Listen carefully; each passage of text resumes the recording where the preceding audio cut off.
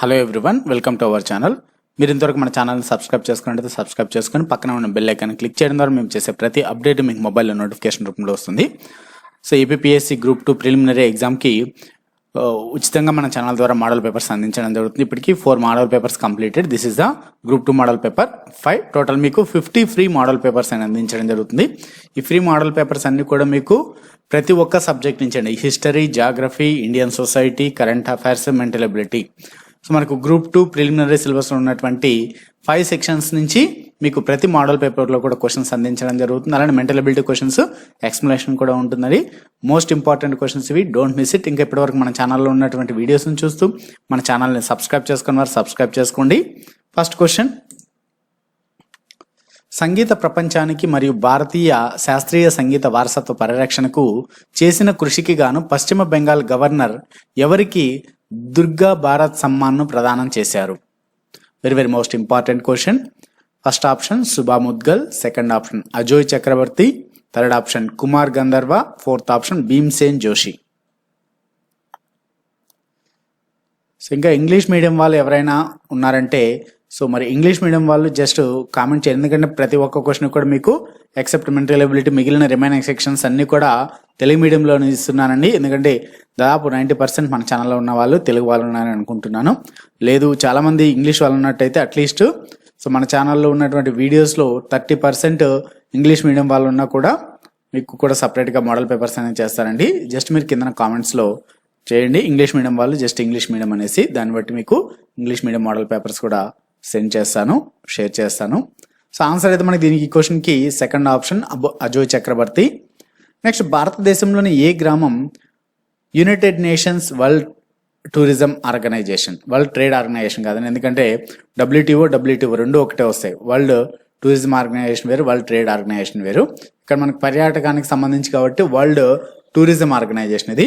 So మరి ఈ యొక్క యుఎన్డబ్ల్యూటీఓ ఉత్తమ పర్యాటక గ్రామం 2023 అవార్డును పొందింది ఎవరు? ఏ గుజరాత్లోని దోర్దో, బి తెలంగాణలోని పోచంపల్లి, సి హిమాచల్ ప్రదేశ్లోని మడ్లా, డి మేఘాలయలోని మవ్లినోంగ్. ఆన్సర్ ఫస్ట్ ఆప్షన్ గుజరాత్లోని దోర్డో. థర్డ్ క్వశ్చన్, క్రికెట్లో డిసిషన్ రివ్యూ సిస్టమ్ డిఆర్ఎస్ ఏ సంవత్సరంలో ప్రవేశపెట్టారు?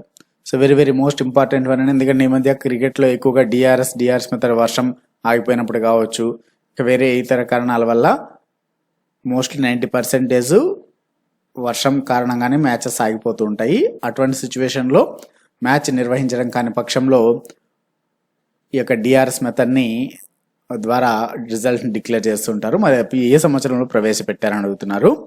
ఆన్సర్ అయితే మనకి థర్డ్ ఆప్షన్ 2008లో ప్రవేశపెట్టారు. సో ఈ టైప్ ఆఫ్ క్వశ్చన్స్ని ఎక్కువగా అడుగుతుంటారండి, don't miss it. Next one, క్రింది వాటిలో ఏది ప్రామాణిక అవపాత సూచిక SPI పర్యవేక్షించడానికి ఉపయోగపడుతుంది? కరువు, వరద, ఉష్ణోగ్రత, గాలి వేగం. సో SP ఇండెక్స్ కరువు ఆధారంగా నిర్ణయిస్తారు, ఫస్ట్ ఆప్షన్. నెక్స్ట్, ఏ తోకచుక్కను ఓరియోనిడ్ ఉల్కపాతం అని కూడా పిలుస్తారు? A Hyakutake, B Hale Bopp, C Neowise, D Halley's. Answer fourth one, Halley's. So next ఇక్కడ మెంటల్ ఎబిలిటీ నుంచి క్వశ్చన్స్ అండి. A vendor bought toffees at for 6 for a rupee. ₹1కి 6 కొన్నాడు, 6 టోపీలు కొన్నాడు అంటున్నారు. How many for a rupee must he sell to gain 20%? రూపాయికి ఎన్ని అమ్మితే అతను 20% లాభం పొందుతాడు అంటున్నారు. చూడండి ఇక్కడ మనకి దీంట్లో ఫోర్త్ ఆప్షన్ అయితే ఈజీగా ఎలిమినేట్ చేయొచ్చు, డి అనేది. ఎందుకంటే ₹1కి 6 కొన్నాడు, మళ్ళీ ₹1కి ఎన్ని అమ్మితే 20% లాభం వస్తాం. మరి ₹1కి మళ్ళీ 6 అమ్మితే 20% లాభం అయితే రాదు. సో కాబట్టి మనకు 3 కానీ 4 కానీ 5 కానీ, అంటే ఫస్ట్, సెకండ్, థర్డ్ ఈ ఆప్షన్స్లోనే ఉంటుంది. మరొకసారి చూద్దాం. ఫస్ట్ మనకు 6 టోపీల యొక్క కొన్న వెల ఎంతో చూద్దాం. ₹1కి 6 కొన్నాడు కదా, సో కాబట్టి కాస్ట్ ప్రైస్ ఆఫ్ 6 టోపీస్ వచ్చేసి ₹1. ఇది మనకు వాడు ఇచ్చినది. మరి సెల్లింగ్ ప్రైస్ ఏమన్నాడండి? Selling price of 6 toffees. So ఇక్కడ 6 టోపీలు ఎంతకు అమ్మాడు? 120% లాభంతో, అంటే 120% of 1 rupee. That means 1 into 120/100. ఇది 1 రూపాయలో 120% అంటే 0 0 క్యాన్సల్, 2 6 2 5 అంటే 6/5 రూపాయలు. దీన్ని మళ్ళీ క్యాలిక్యులేట్ చేయకండి, ఎందుకంటే 1 పాయింట్ సంథింగ్ వస్తుంది. సో 1 పాయింట్ ఎంత వస్తుంది? 5 1 5 5 2 10 1.2 అంటే 1 రూపాయి 20 పైసలకి. యాక్చువల్గా మనం ఇలా అయినా పెట్టుకోవచ్చు, 6/5 అయినా పెట్టుకోవచ్చు. మరి 1 20 పైసలకి అమ్మాడు, కానీ ఇక్కడ మనకి అడుగుతున్నది ఏంటి? అది కాదు అడుగుతున్నది, ఎంత కమ్మారు కాదు అడుగుతున్నది. కాబట్టి మనకి క్యాల్కులేషన్ ఏం అవసరం లేదు. సో కాబట్టి 6/5 రూపీస్కే అమ్మాడని అనుకుందాం మనం. 6 టోపీలని 6/5 రూపాయలు. కానీ ఇక్కడ అంటున్నది ఏంటి వాడు? 1 రూపాయికి ఎన్ని అమ్మితే. సో ఇక్కడ 6/5 రూపీస్కి ఎన్ని అమ్మాడండి? 6/5 రూపీస్కి 6 టోపీలు అమ్మాడు. అదే అంటే 6/5 అంటే 1.2 రూపీస్, 1.2 రూపీస్కి 6 అమ్మారు. మరి అప్పుడు 1 రూపాయికి ఎన్ని అమ్మాలి? 1 రూపాయికి ఎన్ని అమ్మాలి? సింపుల్, ఇది క్యాలిక్యులేట్ చేసుకున్నామంటే మనకు ఎన్ని టోపీలు అమ్మాలనేసి వస్తుంది. 1 రూపాయికి అమ్మాలి.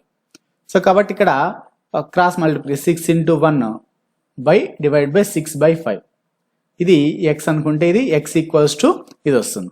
సో ఎక్స్ ఈక్వల్స్ మనకి ఇప్పుడు ఏమవుతుంది? 6 into రివర్స్లోకి వెళ్తుంది 5/6. 6 క్యాన్సిల్ అయితే 5.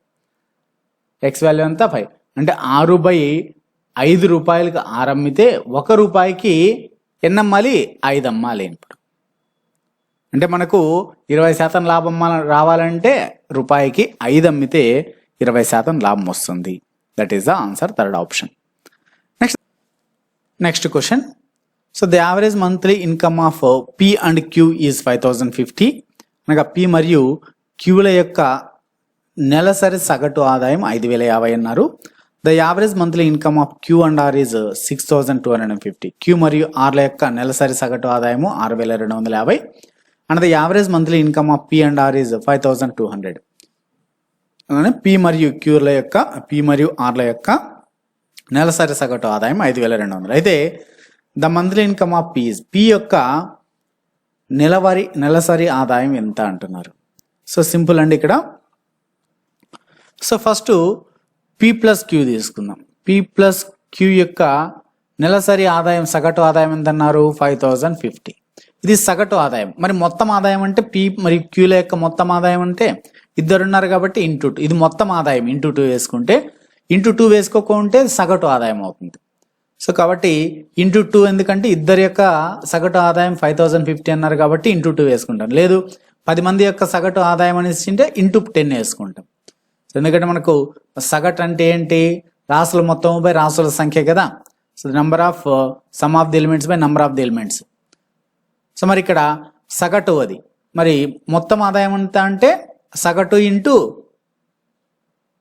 రాసుల సంఖ్య. దాన్నే మనం average total equals to average into number of elements అలా తీసుకున్నాం. సో ఇప్పుడు మనకు మొత్తం ఎంత అవుతుంది? 10,100 అవుతుంది. 10,100 పి ప్లస్ క్యూ. ఇది క్యూ ప్లస్ ఆర్ ఎంత అవుతుంది? క్యూ ప్లస్ ఆర్ యొక్క సగటు ఆదాయం 6250. మొత్తం అంటే ఇంటూ 2. సో 12,500. పి ప్లస్ ఆరు 5,200 అన్నారు సగటు ఆదాయం. మరి మొత్తం ఆదాయం అంటే ఇంటూ 2 10,400. సో మొత్తం ఎంత అవుతుంది? 10 ఒక 12 22 ఒక 10 32 ఇది ఒక 1000 33,000 అండి. ఏంటిది? 2 పీలు 2 క్యూలు 2 ఆర్లు. సో కాబట్టి 2 into P plus Q plus R వీళ్ళ యొక్క మొత్తం ఆదాయం ఎంత? 33,000. మరి సగటు ఆదాయం ఎంత? సరే వీళ్ళకి మొత్తం ఆదాయం ఎంత అవుతుంది? ఇప్పుడు ఈ 2 ఈ పక్కకు పోతే క్యాన్సిల్ చేసుకుంటారు. 2 1 2 2 6 12 2 5 10 0 16,500 రూపాయలు. ముగ్గురి యొక్క మొత్తం ఆదాయం 16,500. మనకు కావాల్సింది ఏంటి? పి యొక్క ఆదాయం కాబట్టి దీంట్లో క్యూ ప్లస్ ఆర్ని తీసేసామంటే వస్తుంది. P plus Q plus R ఆదాయం అంతా ఇక్కడ 12,500. 12,500 ఈజ్ ఈక్వల్స్ టు 16,500. మరి పి ఆదాయం ఎంత అవుతుంది? అటు సైడ్కి పోతే 16,500 మైనస్ 12,500 4,000 రూపాయలు. That is the answer, second option. Next one. A 2-digit number is such that the product of digits is 8. ఒక 2 అంకెల సంఖ్య ఎలా ఉంది అంటే ఆ రెండు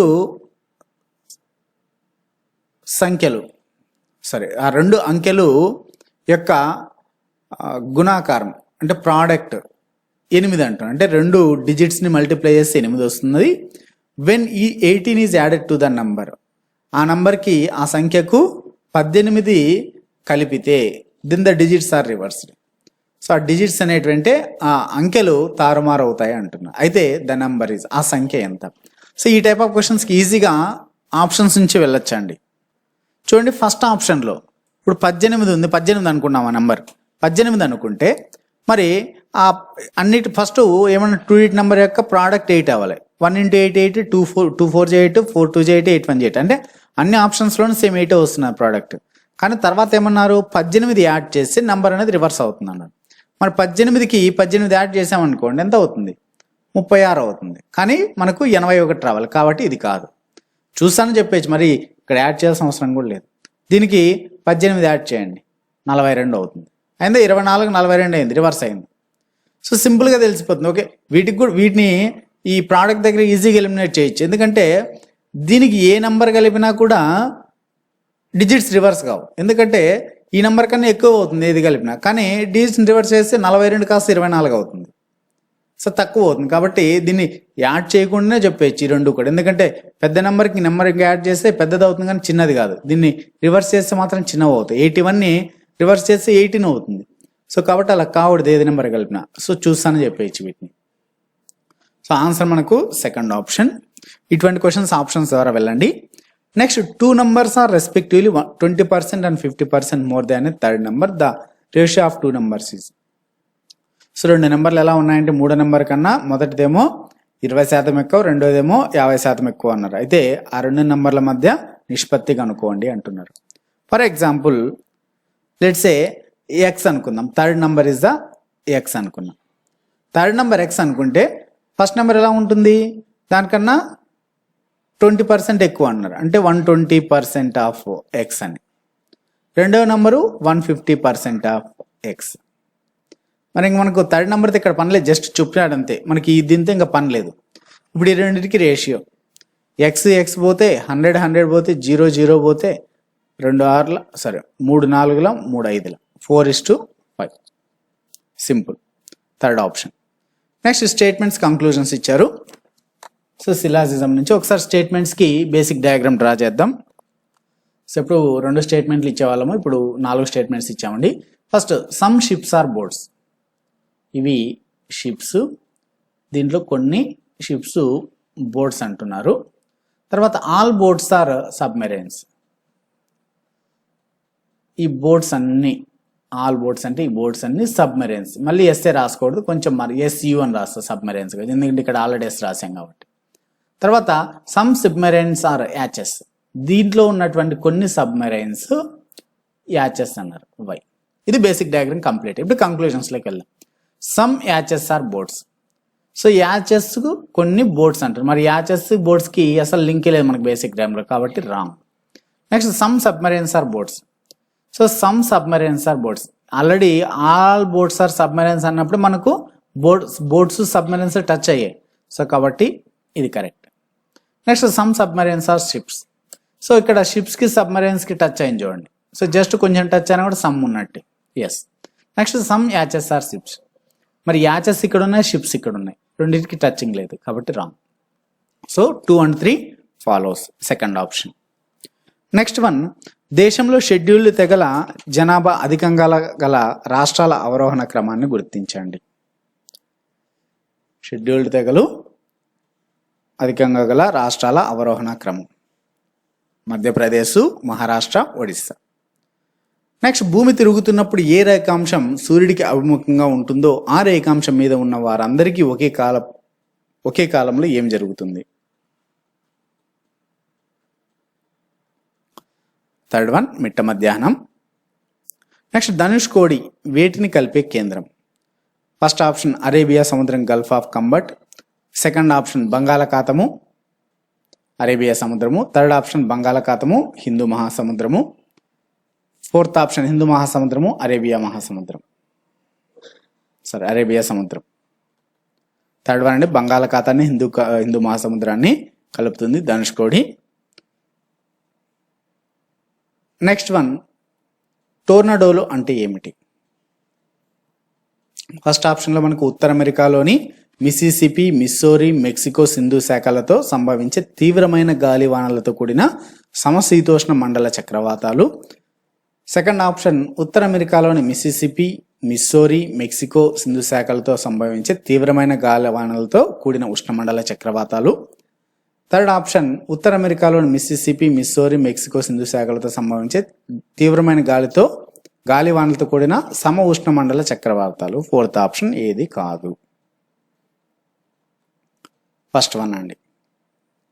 సో ఇంకా ఇప్పటివరకు మన ఛానల్లో ఉన్నటువంటి వీడియోస్ని చూస్తూ మన ఛానల్ని సబ్స్క్రైబ్ చేసుకుని వారు సబ్స్క్రైబ్ చేసుకోండి. అలానే కింద డిస్క్రిప్షన్లో మన యాప్ లింక్ ఉంది, అందులో మీరు ఉచితంగా టెస్టులు రాసుకోవచ్చు. అలానే గ్రూప్ 2కి సంబంధించినటువంటి మెటీరియల్స్ని కూడా ఉచితంగా డౌన్లోడ్ చేసుకోవచ్చు. నెక్స్ట్ క్వశ్చన్, ప్రపంచంలోనే ఎత్తైన ఎవరెస్ట్ శిఖరాన్ని ఏ దేశ ప్రజలు సాగరమాతగా వ్యవహరిస్తారు? ఫస్ట్ వన్ భారతదేశం, second one Tibet, third one Nepal, fourth option China. Third one Nepal. Next జతపరచండి అని ఇచ్చారు ఇక్కడ.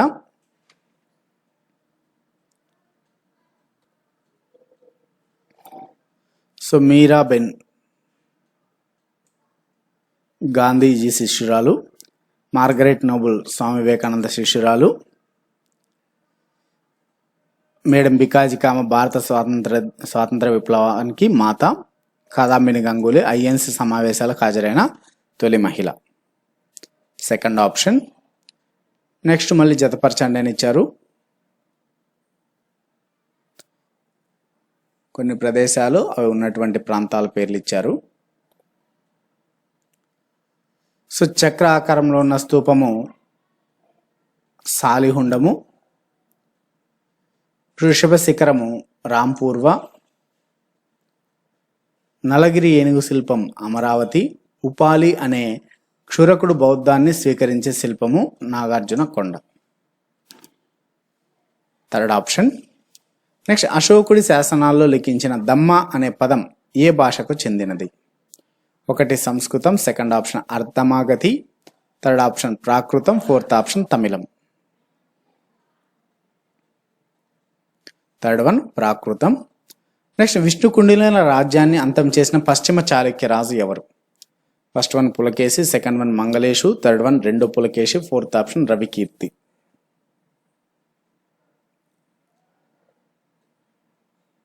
థర్డ్ వన్ రెండో పులకేశి.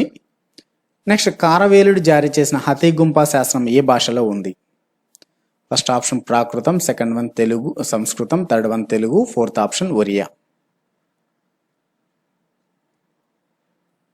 ఫస్ట్ వన్ ప్రాకృతం. నెక్స్ట్ వృత్తి మరియు పుట్టుక ఆధారంగా భారతదేశంలోని క్రమానుగత సామాజిక నిర్మాణానికి ఉపయోగించే పదం ఏమిటి? ఏ వంశ వ్యవస్థ, బి తెగ వ్యవస్థ, సి కుల వ్యవస్థ, డి మత వ్యవస్థ. థర్డ్ వన్ కుల వ్యవస్థ. నెక్స్ట్ ఏ పదం భాగస్వామ్య సాంస్కృతిక లక్షణాలు, భాష, మతము మరియు ఉమ్మడి గుర్తింపుతో కూడిన సామాజిక సమూహాన్ని సూచిస్తుంది? ఏ కులము, బి తెగ, సి వంశం, డి విభాగం. బి తెగ. నెక్స్ట్ ఏ మతం వారు జమ్మూ మరియు కాశ్మీర్ వంటి రాష్ట్రాలలో గణనీయమైన ఉనికిని కలిగి ఉన్న భారతదేశంలో అతిపెద్ద మైనారిటీ వర్గానికి చెంది ఉన్నారు? ఏ బౌద్ధ మతం, బి సిక్కు మతం, సి క్రైస్తవం, డి ఇస్లాం.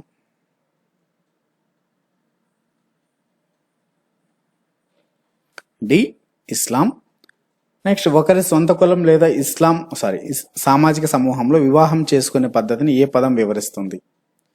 ఏ సజాతీయ వివాహం, బి విజాతీయ వివాహం, సి అనులోమ వివాహం, డి ఏకభార్యత్వం. ఏ సజాతీయ వివాహం.